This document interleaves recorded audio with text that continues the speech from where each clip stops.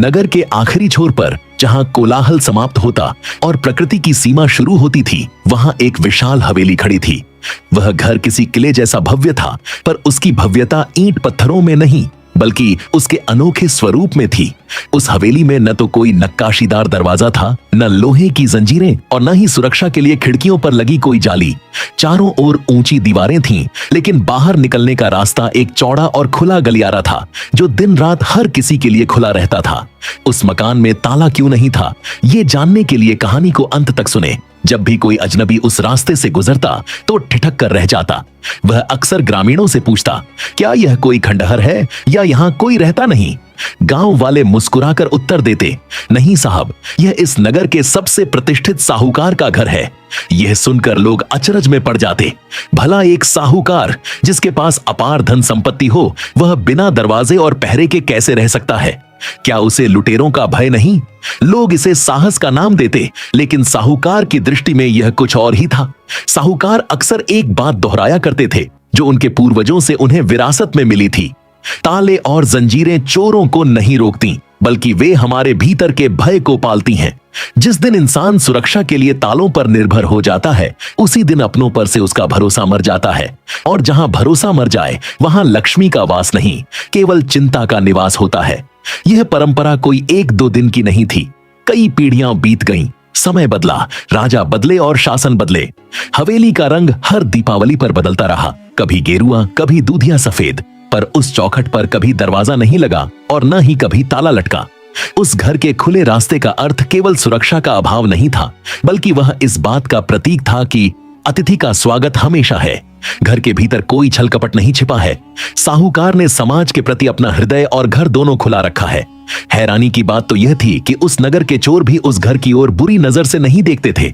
शायद साहूकार के अटूट भरोसे ने उनके भीतर की मनुष्यता को जगा दिया था। एक शाम नगर के खुले गलियारे के पास एक विदेशी व्यापारी अपनी बग्घी रोककर खड़ा हो गया। वह हैरानी से उस बिना दरवाजे वाली हवेली को देख रहा था। तभी सफेद धोती कुर्ता पहने शांत चेहरे वाले साहूकार बाहर आए। यात्री हैरानी से, क्षमा करें सेठ जी, मैं काफी देर से देख रहा हूं, आपकी इस आलीशान हवेली में न तो किवाड़ है, न ही कोई संतरी। क्या आपको डर नहीं लगता कि रात के अंधेरे में कोई आपके श्रम की कमाई ले उड़ेगा? साहूकार मुस्कुराते हुए, डर तो तब लगता है जब हम किसी अनजाने को अपना दुश्मन मान लें। मेरे लिए यह घर कोई तिजोरी नहीं, बल्कि एक मंदिर है, और मंदिर के द्वार भक्तों के लिए कभी बंद नहीं होते। यात्री, यह तो वैराग्य की बातें हुई, पर व्यवहार में तो ताले सुरक्षा के लिए होते हैं। चोरों को रोकने के लिए ताला ही एकमात्र उपाय है। साहूकार गंभीर स्वर में, यही तो भूल है आपकी। ताले चोरों को नहीं रोकते, वे तो बस हमें भ्रम देते हैं कि हम सुरक्षित हैं। सच तो यह है कि ताले हमें अपने ही पड़ोसियों से डराते हैं।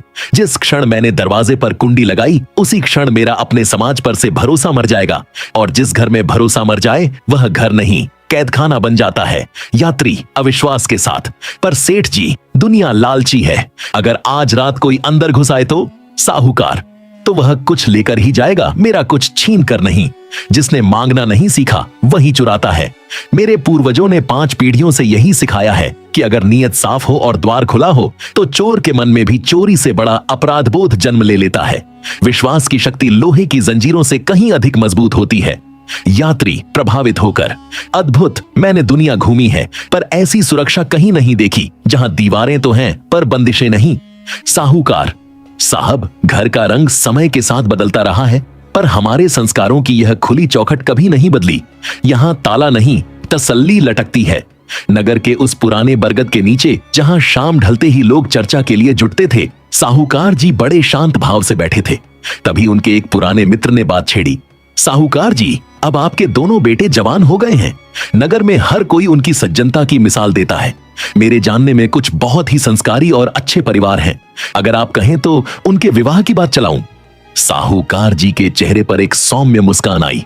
उन्होंने थोड़ा विचार किया और फिर बोले, आप ठीक कहते हैं जनाब, बेटों की उम्र तो हो गई है, पर मेरा एक प्रण है।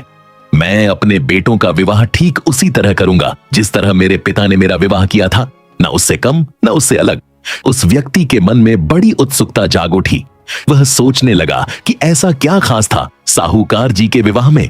आखिर उसने पूछ ही लिया, पर साहूकार जी, हम तो तब छोटे थे हमें नहीं पता कि आपका विवाह कैसे हुआ था।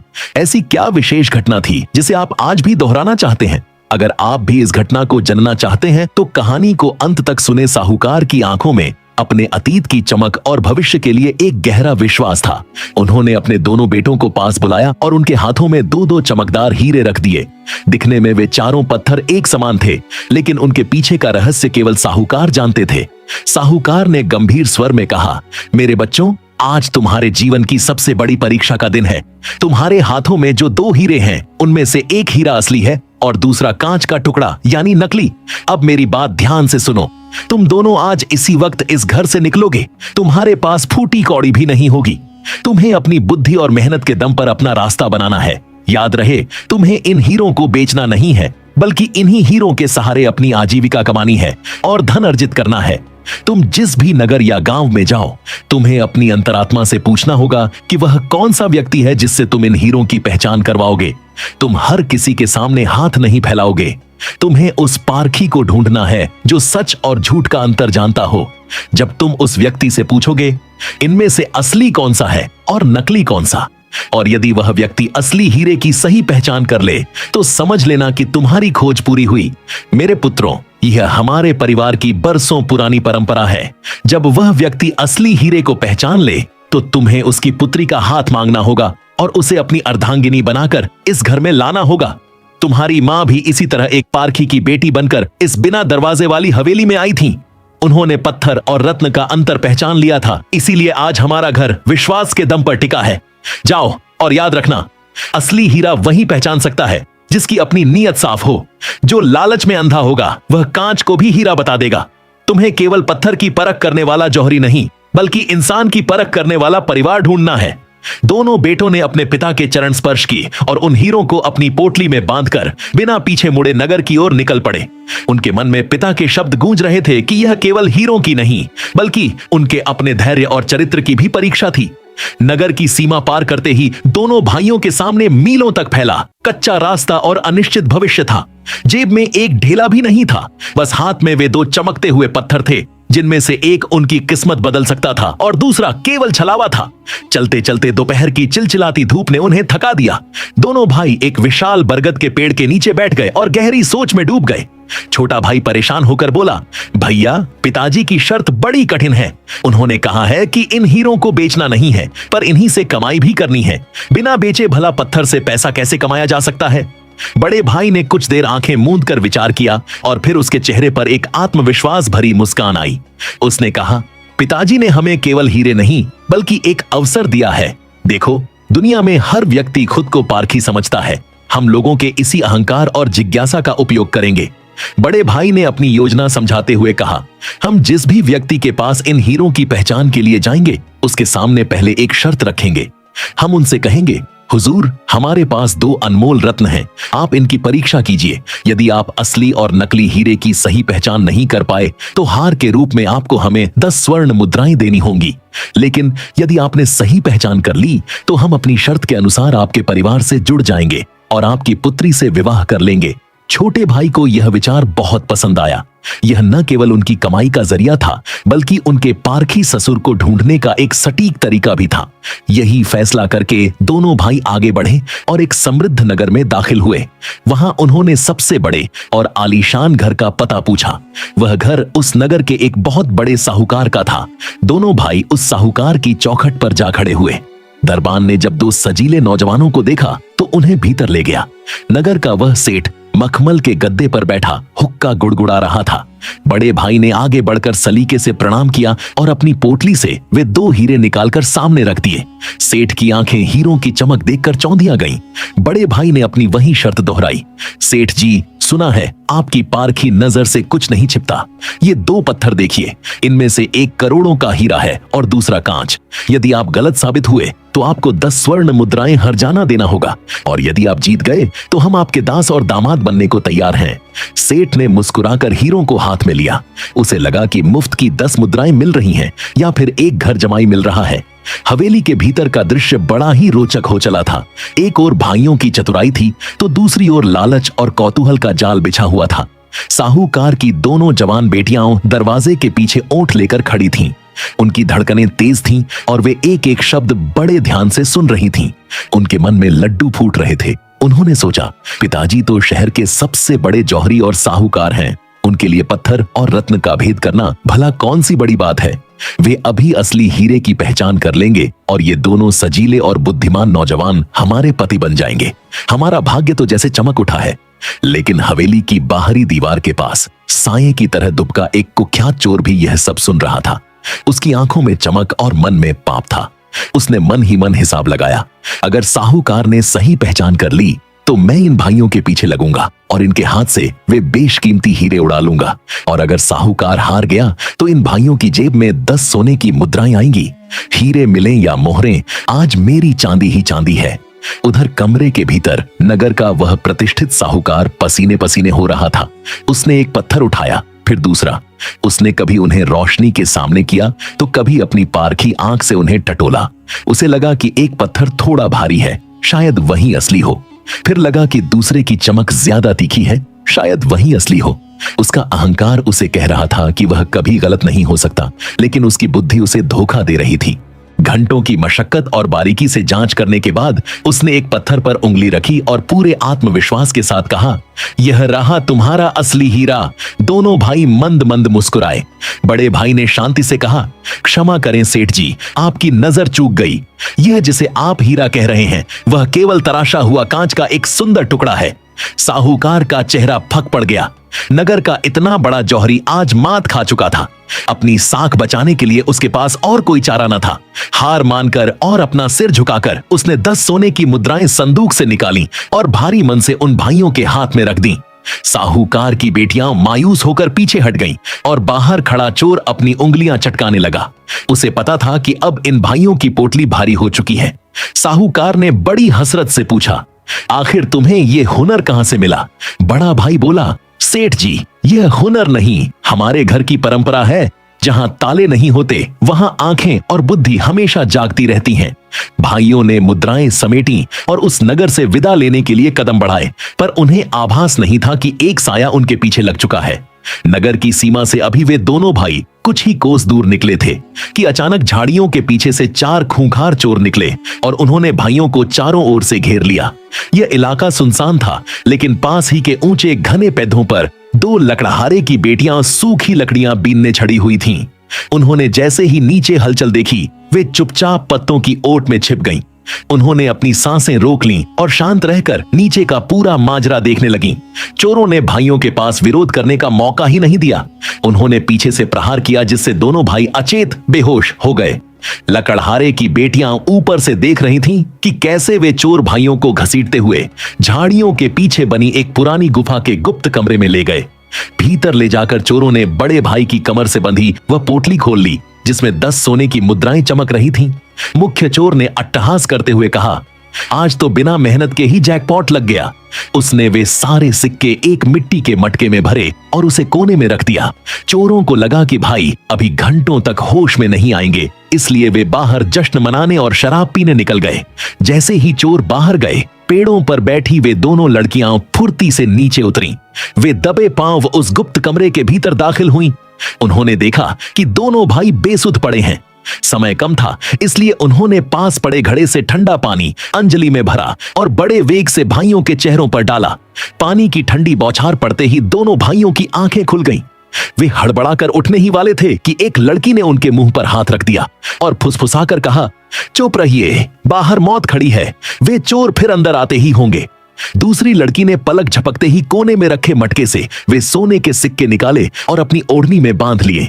उसने भाइयों को इशारा किया और वे चारों उस अंधेरे कमरे से पिछले रास्ते से निकलकर सरपट जंगल की ओर भाग निकले। जब वे सुरक्षित स्थान पर पहुंचे तो बड़े भाई ने उन साहसी लड़कियों को देखा। उनके फटे हुए कपड़े और माथे पर पसीना उनकी मेहनत की गवाही दे रहे थे। सुरक्षित स्थान पर पहुंचकर दोनों भाइयों ने चैन की सांस ली। उन्होंने उन साहसी लकड़हारे की बेटियों की ओर कृतज्ञता से देखा और अपनी पूरी कहानी विस्तार से सुनाई। पिता का वह बिना दरवाजे वाला घर, हीरों की वह परीक्षा, साहूकार की हार और फिर चोरों का वह हमला। भाइयों की दास्तां सुनकर दोनों बहनें मंत्रमुग्ध रह गईं। जब बड़े भाई ने उन 2 हीरों का जिक्र किया तो बड़ी बहन की आंखों में एक चमक सी आई। उसने कहा, बड़ी बहन, भैया आपकी कहानी तो किसी लोक कथा जैसी है। लेकिन अगर आप सच में उस पारखी को ढूंढ रहे हैं जो पत्थर और रत्न का अंतर बता सके, तो आपको हमारे गांव चलना चाहिए। हमारे गांव में एक बहुत ही प्रसिद्ध और पुराना साहूकार रहता है। लोग कहते हैं कि वह बाल की खाल निकालने में माहिर है। उसकी आंखों से आज तक कोई झूठ या मिलावट नहीं बच पाई है। छोटी बहन, हाँ, और सबसे अच्छी बात यह है कि हमारे पिताजी इस समय उन्हीं साहूकार के यहां काम कर रहे हैं। वे वहां की देखरेख का जिम्मा संभालते हैं। हम रास्ता जानते हैं, हम आपको अभी वहां लेकर चल सकते हैं। दोनों भाइयों को लगा जैसे अंधेरे में कोई मशाल जल उठी हो। उन्हें याद आया कि उनके पिता ने कहा था, तुम्हें उस पारखी को ढूंढना है जिसकी नीयत साफ हो। लकड़हारे की इन बेटियों ने न केवल उनकी जान बचाई थी, बल्कि उनके सोने के सिक्के भी चोरों के चंगुल से वापस दिलाए थे। ऐसी ईमानदारी और साहस देखकर भाइयों को विश्वास हो गया कि ये लड़कियां उन्हें सही जगह ही ले जाएंगी। बिना समय गंवाए वे दोनों लड़कियां आगे आगे और दोनों भाई उनके पीछे पीछे जंगल के रास्तों से होते हुए अपने गांव की ओर चल दिए। रास्ते भर वे लड़कियां उन्हें उस पुराने साहूकार की कहानियां सुनाती रहीं कि कैसे उसने बड़े बड़े ठगों को पकड़ लिया था। जब वे गांव की सीमा पर पहुंचे तो लड़कियों ने एक साधारण लेकिन गरिमापूर्ण हवेली की ओर इशारा किया। उन्होंने कहा, यही वह जगह है जहां आपकी परीक्षा का अंतिम पड़ाव है। दोनों भाई अपनी धड़कती हुई धड़कनों के साथ उस हवेली की ओर बढ़े। उनके हाथ में वे 2 हीरे थे और मन में पिता का वह वचन कि असली हीरा वही पहचान पाएगा जो खुद दिल का साफ होगा। हवेली के भीतर का वातावरण गंभीर था। लकड़हारे की बेटियां एक कोने में खड़ी थीं और उनके पिता, जो वहीं काम करते थे, बड़े चाव से इस पूरी घटना को देख रहे थे। दोनों भाइयों ने गांव के उस नामी साहूकार के सामने अपनी वही पुरानी शर्त दोहराई और चमकते हुए दोनों हीरे मेज पर रख दिए। साहूकार, जिसे बाल की खाल निकालने में महारत हासिल थी, आत्मविश्वास के साथ आगे बढ़ा। उसने अपनी ऐनक ठीक की, एक बड़ा सा लेंस निकाला और हीरों को घंटों तक उलट पुलट कर देखा। कभी वह उन्हें धूप में ले जाता, कभी तराजू पर तौलता। लेकिन जैसे जैसे समय बीत रहा था, उस अनुभवी साहूकार के माथे पर पसीना आने लगा। दोनों पत्थर एक दूसरे की परछाई लग रहे थे। उनमें रत्ती भर का भी अंतर कर पाना नामुमकिन था। अंत में वह चतुर साहूकार हक्का बक्का रह गया। उसने अपनी हार स्वीकार करते हुए गहरी सांस ली और कहा, मान गए जवानों, मैंने अपनी पूरी जिंदगी पत्थरों के साथ बिताई है, पर ऐसी कारीगरी और ऐसी समानता कभी नहीं देखी। मेरी आंखें धोखा खा रही हैं। मैं इनमें अंतर नहीं कर सकता। हार मानकर साहूकार ने अपने संदूक से 10 स्वर्ण मुद्राएं निकाली और भाइयों को थमा दी। दोनों भाई यह देखकर निराश हो गए।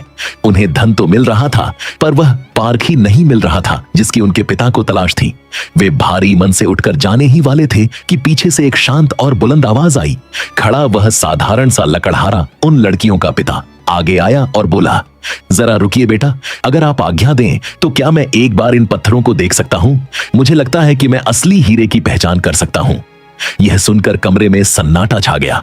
दोनों भाइयों ने मुड़कर उस गरीब लकड़हारे को देखा जिसके हाथों में कुल्हाड़ी चलाने के निशान थे और शरीर पर फटे पुराने कपड़े। वे अपनी निराशा में झल्लाकर बोल उठे, अरे रहने दो चाचा, जो काम नगर के सबसे बड़े जौहरी और ये बाल की खाल निकालने वाले सेठ जी नहीं कर सके, वो भला एक लकड़ी काटने वाला क्या करेगा? आपसे नहीं होगा। आप कुल्हाड़ी चलाना जानते हैं, हीरों की परख आपके बस की बात नहीं है। साहूकार भी हंसने लगा, पर लकड़हारे की आंखों में एक अजीब सा आत्मविश्वास था। उसकी बेटियों ने भी अपने पिता का पक्ष लेते हुए भाइयों से विनती की, एक मौका देने में क्या हर्ज है? इन्होंने उम्र भर पैदों के भीतर छिपी लकड़ी के गुणों को पहचाना है, शायद ये पत्थर का मर्म भी समझ लें। भाइयों ने एक दूसरे की ओर देखा। उन्हें याद आया कि इन लड़कियों ने ही उनकी जान बचाई थी, इसलिए उन्होंने बेदिली से वे हीरे लकड़हारे की ओर बढ़ा दिए। हवेली के उस कक्ष में अचानक सन्नाटा छा गया। लकड़हारे ने बड़े ही शांत भाव से उन दोनों हीरों को अपने खुरदरे हाथों में लिया। भाइयों को लगा था कि वह भी साहूकार की तरह कोई लेंस उठाएगा या उन्हें ठोक बजाकर देखेगा, लेकिन लकड़हारे ने ऐसा कुछ नहीं किया। उसने बस चुपचाप खिड़की के पास जाकर दोनों हीरों को तेज धूप में रख दिया। करीब आधा घंटा बीत गया। सब टकटकी लगाए उन पत्थरों को देख रहे थे। धूप अपनी पूरी तपिश पर थी। लकड़हारा अपनी जगह से उठा, धीमे कदमों से खिड़की तक गया और उसने अपनी हथेलियों से दोनों हीरों को बारी बारी से उठाया। उसने एक पत्थर को एक तरफ रख दिया और दूसरा चमकता हुआ पत्थर बड़े गर्व के साथ उन दोनों भाइयों की ओर बढ़ाते हुए कहा, लीजिए बेटा, यह रहा आपका असली हीरा। बड़ा भाई हक्का बक्का रह गया। उसने तुरंत उस पत्थर की जांच की और पाया कि वह वाकई वही असली हीरा था जिसे उसके पिता ने पहचान के लिए दिया था। उसकी आंखें फटी की फटी रह गईं। जिस गुत्थी को नगर के बड़े बड़े जौहरी और बाल की खाल निकालने वाले सेठ नहीं सुलझा सके, उसे एक साधारण लकड़ी काटने वाले ने मिनटों में हल कर दिया था। बड़े भाई ने विस्मय से पूछा, बब्बा, आपने यह चमत्कार कैसे किया? न आपके पास जौहरी की आंख है, न हीरों को परखने का कोई औजार, फिर आपने इतनी सटीकता से असली हीरे को कैसे पहचान लिया? लकड़हारे के चेहरे पर एक अनुभवी मुस्कान आई। उसने शांति से उत्तर दिया, बेटा, यह कोई जादू नहीं, प्रकृति का नियम है। मैंने इन दोनों को तेज धूप में छोड़ दिया था। जो कांच का टुकड़ा था वह धूप की गर्मी सह नहीं पाया और तपकर गर्म हो गया, लेकिन जो असली हीरा था वह वैसी ही तपिश में भी बिल्कुल ठंडा रहा। उसने भाइयों के कंधे पर हाथ रखते हुए आगे कहा, इंसान की परख भी तो ऐसी ही होती है। जैसे असली हीरा कभी गर्म नहीं होता, वैसे ही एक असली इंसान को कभी क्रोध नहीं आता। जिसे अपनी कीमत और सच्चाई का पता होता है, वह बाहर की परिस्थितियों से विचलित नहीं होता। बस इसी सीख से मैंने आपके हीरे को पहचान लिया। भाइयों को अब समझ आया कि उनके पिता ने उन्हें जौहरियों के पास नहीं, बल्कि ऐसे सत्य और धैर्यवान इंसान के पास भेजा था जिसके पास जीवन का अनुभव हो। लकड़हारे की सादगी और उसकी बेटियों के साहस ने भाइयों का दिल जीत लिया। बड़े भाई ने विनम्रता से अपना सिर झुकाया और कहा, बाबा, आप ही वह पारखी हैं जिसकी तलाश हमारे पिता को वर्षों से थी। आपकी बेटियों ने हमारी जान बचाई और आपने हमारे परिवार की साख। अब परंपरा के अनुसार हम आपके परिवार से रिश्ता जोड़ना चाहते हैं। लकड़हारे की उस गहरी बात ने दोनों भाइयों का दिल जीत लिया। उन्हें एहसास हो गया कि असली जौहरी वह नहीं जो केवल पत्थरों की चमक देखे, बल्कि वह है जो जीवन के संघर्षों और तपे हुए अनुभवों से सच को पहचान सके। पिता की बरसों पुरानी परंपरा अब पूरी होने का समय आ गया था। बड़े भाई ने श्रद्धापूर्वक लकड़हारे के हाथ थाम लिए और कहा, बाबा, आपने आज हमें केवल हीरे की पहचान नहीं दी, बल्कि जीवन जीने का सही नजरिया दिया है। आपकी बेटियों ने साहस से हमारी जान बचाई और आपने अपनी बुद्धिमत्ता से हमारे परिवार का मान रखा। हम अपने पिता के वचन के अनुसार आपकी बेटियों से विवाह करना चाहते हैं। लकड़हारा भावुक हो उठा। उसने अपनी दोनों बेटियों की ओर देखा, जिनकी आंखों में खुशी और गरिमा की चमक थी। सादे समारोह में बिना किसी शोर शराबे और फिजूल खर्ची के दोनों भाइयों ने उन दोनों बहनों से विवाह कर लिया। विवाह के बाद भाइयों ने केवल अपनी पत्नियों को ही नहीं, बल्कि उस बुजुर्ग लकड़हारे को भी अपने साथ अपनी बैलगाड़ी में बैठाया। वे उन्हें ससम्मान अपने नगर की ओर ले आए। जब वे अपनी उस प्रसिद्ध बिना दरवाजे वाली हवेली के सामने पहुंचे, तो बूढ़ा साहूकार पिता चबूतरे पर बैठा उनकी प्रतीक्षा कर रहा था। जैसे ही उन्होंने देखा कि उनके बेटे दो साधारण घर की लेकिन तेज तर्रार और साहसी बहुओं को लेकर आए हैं, उनका चेहरा खिल उठा। जब साहूकार को पता चला कि कैसे एक गरीब लकड़हारे ने धूप की परीक्षा से असली हीरा पहचाना, तो उन्होंने आगे बढ़कर लकड़हारे को गले लगा लिया और कहा, भाई साहब, आपने जो पहचान बताई है वही इस घर की नींव है। जैसे असली हीरा कभी गर्म नहीं होता, वैसे ही इस घर की मर्यादा कभी क्रोध या अहंकार से नहीं, बल्कि शांति और विश्वास से बनी रहेगी। उस दिन उस हवेली में कोई किवाड़ तो नहीं लगा, पर विश्वास की दीवारें और भी मजबूत हो गईं। दोनों बहुओं ने अपनी सादगी और समझदारी से उस खुले घर को सचमुच एक मंदिर बना दिया, जहां डर का कोई स्थान नहीं था, केवल प्रेम और अटूट भरोसा था।